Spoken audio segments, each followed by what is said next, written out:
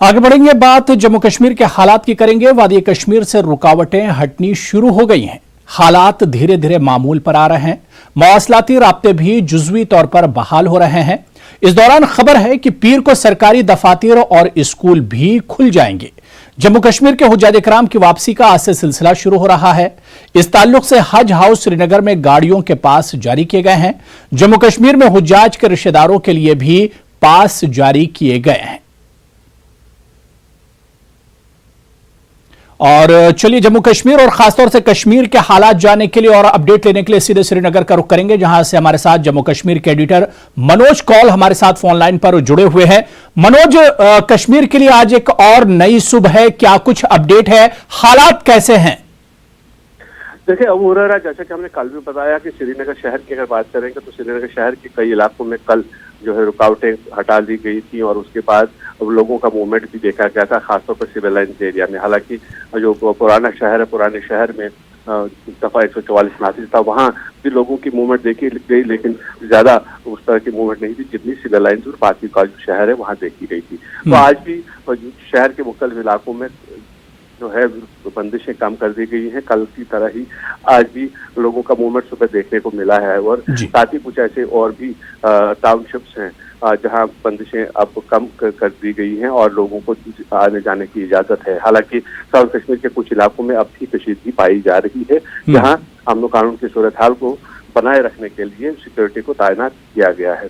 तो इसी दौरान जैसा कि आपने कहा कि आज हाजी ज़ायमान की वापसी का सिलसिला शुरू होने वाला है और इस सिलसिले में पहले ही डिविजनल एडमिनिस्ट्रेशन और डिस्ट्रिक्ट एडमिनिस्ट्रेशन ने जो है इंतजाम किए थे हाजी साहिबान के लिए, न सिर्फ एयरपोर्ट में बल्कि हज हाउस और डिस्ट्रिक्ट हेडक्वार्टर्स जितने भी हैं वहां पर इंतजाम किए गए हैं।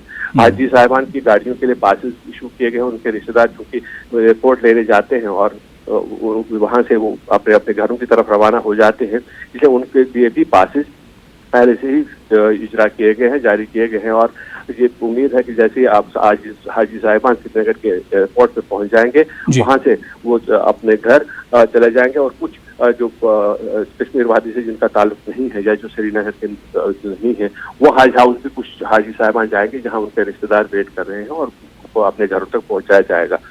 तो इस तरह से हालात धीरे धीरे मामूल पर आने लगे हैं।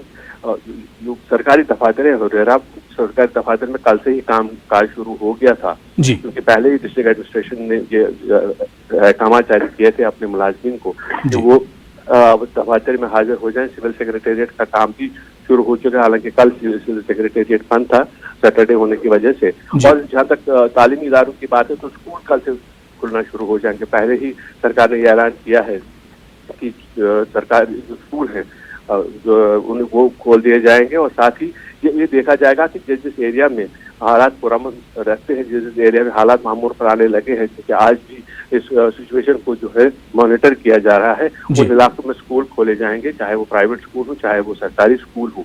और साथ ही ये डीसी श्रीनगर की तरफ से एक कल उन्होंने एक ट्वीट किया था उन्होंने, जिसमें उनका ये कहना था कि स्कूल खुल जाएंगे और हमारा जो प्राइम कंसर्न है वो ये है कि जो बच्चे हैं उनकी हिफाजत को यकीनी बनाया जाए। इसलिए जो जिन एरियाज में हालात मामूल पर आने लगेंगे उन एरियाज के ही जो स्कूल खोले जाएंगे। और साथ ही उन्होंने ये भी कहा था कि चूंकि 10 दिन स्कूल बंद रहे हैं उसके लिए एक्स्ट्रा क्लासेस का भी